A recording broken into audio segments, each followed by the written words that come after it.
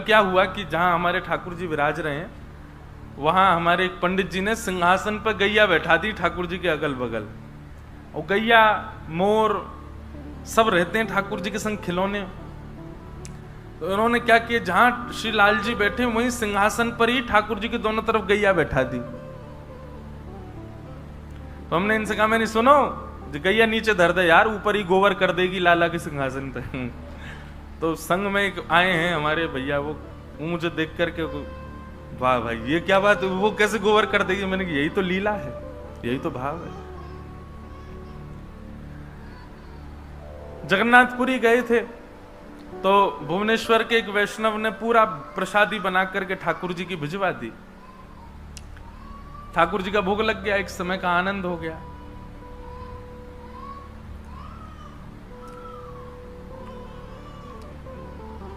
कहां रुदन कर रहे हैं गोपाल जी,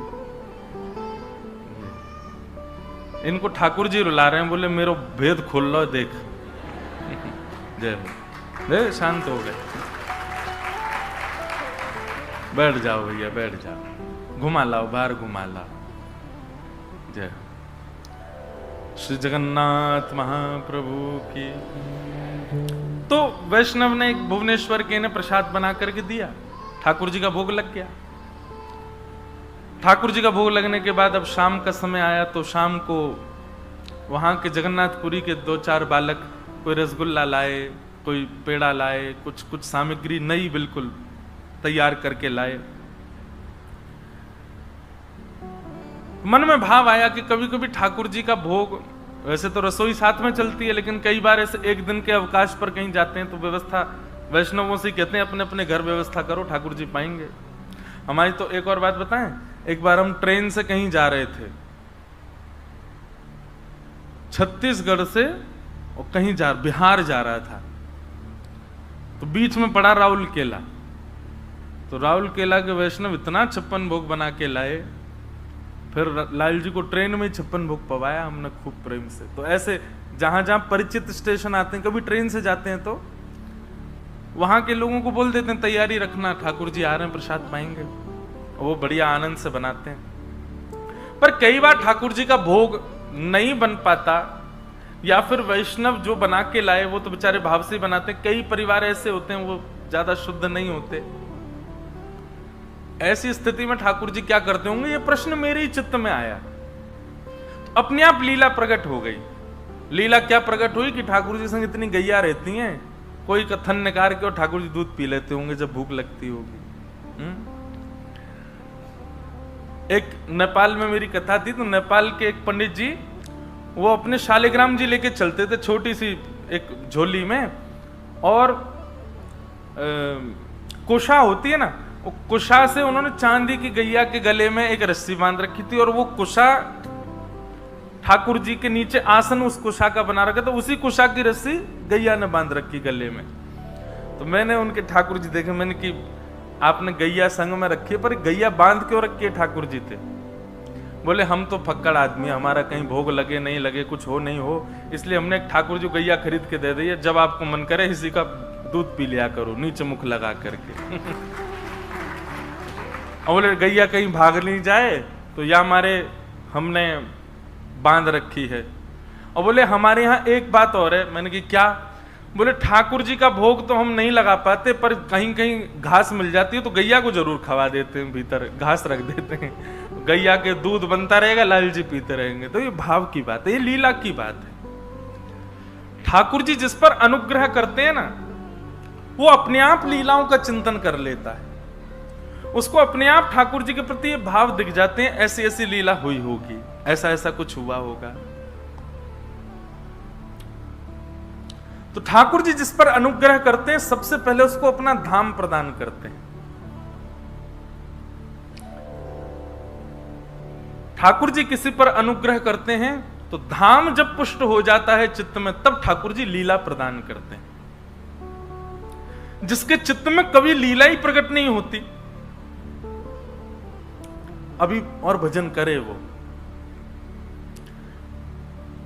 ठाकुर जी को माला पहनाई जावे, ठाकुर जी को कुछ भी अर्पण कराया जाए, ठाकुर जी के वस्त्र कैसे क्या, कहीं ना कहीं कुछ ना कुछ लीला का अनुभव आपको नित्य होना चाहिए। आज ऐसी लीला लग रही है ठाकुर जी की। जैसे हमारे श्रीनाथ जी रात में 2 माल पहन करके सोते हैं गले में, केवल 2 माला, वो भी मोतीन की पतली माला। पूरा श्रृंगार उतार देते हैं, हल्का श्रृंगार करके सोते हैं। तो 2 माल का भाव क्या है? तो 2 माल के प्रति लीला प्रकट होती है। यदि कुंज में दर्शन कर रहे हो तो कुंज, निकुंज, निवृत्त निकुंज, 3 कुंज होती हैं। कुंज में ग्वाल बाल, नंद बाबा, यशोदा मैया, सब ब्रजवासी सब हैं ठाकुर जी के साथ। पर जैसे निकुंज में चले जाते हैं तो निकुंज में केवल सखियां, किशोरी जी और ठाकुर जी। निवृत्त निकुंज में केवल ठाकुर जी और किशोरी जी और कोई नहीं। तो जब ठाकुर जी के गले में 2 माल दिखती हैं रात में, तो कुंज का यदि दर्शन करो तो कुंज में ऐसा भाव आता है कि ठाकुर जी यशोदा मैया के पास सो रहे हैं और यशोदा, एक हाथ यशोदा मैया को, दूसरा हाथ नंद बाबा को, गले में 2 माल। लाला बीच में सो रहे हैं, दोनों तरफ मैया बाबा सो रहे हैं, लाला को ऐसे अंक में भर के सो रहे हैं। निकुंज की लीला में जाते हैं तो वही 2 माल जो है वो किशोरी जी के हस्त हैं। मानो किशोरी जी ठाकुर जी के अंग पर अपने दोनों हस्त कमल धारण करके शयन मुद्रा में जा रही हैं। हमारे नाथ द्वार के भाव में तो पाग, श्रृंगार, नूपुर, हर स्थिति में कोई ना कोई सखा प्रदत्त होता है। तो लीला, महाप्रभु जगन्नाथ जी की लीलाएं भी देखो। दुनिया के सारे ठाकुर दिन में श्रृंगार करते हैं, पर जगन्नाथ महाप्रभु रात्रि में पुष्प श्रृंगार करते हैं, सोते समय फूलों की श्रृंगार करते हैं। वृंदावन के या पूरे भारतवर्ष के जितने भी कृष्ण मंदिर हैं, सब जगह पुष्प सुबेरे धारण होता है। महाप्रभु जी का भी सुबह धारण होता है, परंतु विशेष प्रकार के पुष्पों का श्रृंगार ठाकुर महाप्रभु जगन्नाथ जी का रात्रि में होता है। उसके पीछे लीला क्या है?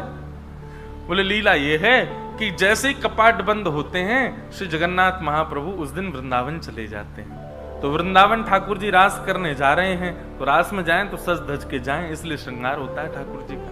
लीला। तो ठाकुर जी जिस पर अनुग्रह करते हैं उसको धाम प्रदान करते हैं, और जब धाम पुष्ट हो जाता है तब ठाकुर जी उसको लीला प्रदान करते हैं। और जब लीला पुष्ट होने लग जाती है तब ठाकुर जी नाम प्रदान करते हैं। नाम जप ही उसका सर्वधन बन जाता है। सबकी रुचि नहीं बन पाती नाम जप में, बहुत कम लोगों की रुचि होती है नाम जप में।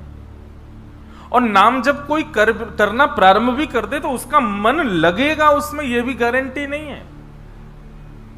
नाम में मन लगना यह भी ठाकुर जी का अनुग्रह होता है, तभी हो पाता है। नहीं तो नाम व्यक्ति केवल फेर लेता है, माला पूरी करने पर लगा रहता। कब पूरी हो, मैं नेत्र से लगाऊं जाऊं, तब तक समझो आप नाम कर ही नहीं रहे हो। रात भर नींद ना आवे कि कल सुबह हो के स्नान करे और मैं नाम जपने बैठूं, तब समझो कि अब नाम की कृपा हो रही है। नाम जब पूर्ण होने पर, माला पूर्ण होने पर मन में ऐसा हो, ओहो अब नाम पूरा हो गया, अब मुझे उठना पड़ेगा, तब समझो नाम की कृपा हुई है। नाम जप करते करते करते सुमेरु आ जाए, और सुमेरु आते ही मन हो कि एक माला और कर लें, तब समझो ना। ये नामापराध में बताया गया है कि एक नाम अपराध कहलाया जाता है। 10 नामापराध बताए गए हैं, उनमें एक अपराध बताया गया कि जितना आज नाम जप किया कल भी उतना ही किया, तो ये नामापराध है। आज जितना किया कल उससे दुगना होना चाहिए। और दुगना कोई ऐसा नहीं कि महाराज जी ने कहा है इसलिए दुगना करना, आप मन से भाव से उसको पूर्ण करो। तो नाम, लीला और धाम, जब ये तीनों पुष्ट होते हैं तब रूप प्राप्त होता है, तब ठाकुर जी का दर्शन प्राप्त होता है। हम लोग चाहते हैं ना धाम मिले, ना लीला मिले, ना रूप मिले, बस हमारी जरा सी भक्ति से ठाकुर जी का दर्शन मिल जाए। नाम, लीला और धाम, इन तीनों को जब आप अपने चित्त में पुष्ट करेंगे, इन तीनों को जब आप श्रेष्ठ बनाएंगे, और ये तीनों कड़ी से मिले हुए हैं, सबसे पहले धाम, उसके बाद लीला, उसके बाद नाम। कई कई जगह ऐसा होता है कि नाम पहले प्रारंभ कर दिया जाता है। नाम पहले प्रारंभ मत करो, पहले लीला सुन करके धाम में जाकर के विश्वास प्रकट करो ठाकुर जी के प्रति। लीला सुनकर के उनको पहचानो, तब नाम जब प्रारंभ करो। नाम तो अंतिम अवधि है, और जब तीनों पुष्ट हो जाएंगे तब क्या प्राप्त होगा? रूप, ठाकुर जी का दर्शन। अच्छा, एक बात कहें, ठाकुर जी का दर्शन कैसा होना चाहिए? अनुभव दर्शन की अभिलाषा रखो, प्रत्यक्ष दर्शन की अभिलाषा मत रखो। बहुत ध्यान से सुनिएगा। आप रख भी सकते हैं स्वच्छंद, मैं अपनी बात कर रहा हूं। मुझे ज्यादा ठाकुर जी से ये अभिलाषा नहीं रहती कि आप प्रत्यक्ष दिखो, मुझे बस ये रहता आप बस अनुभव करा दो। बस मुझे ये पता चल जाए कि हाँ, अभी इस वक्त यहां लाल जी बैठे थे, अभी अभी ऐसी लीला करके गए हैं, अभी अभी ऐसा कुछ हुआ होगा। ये अनुभूति, मुझे उसमें ज्यादा सुख मिलता है कि हाँ लाल जी ऐसा करके। कहीं प्रत्यक्ष दिख गए तो कहीं अभिमान ना हो जाए, कहीं मान ना हो जाए अपने ऊपर।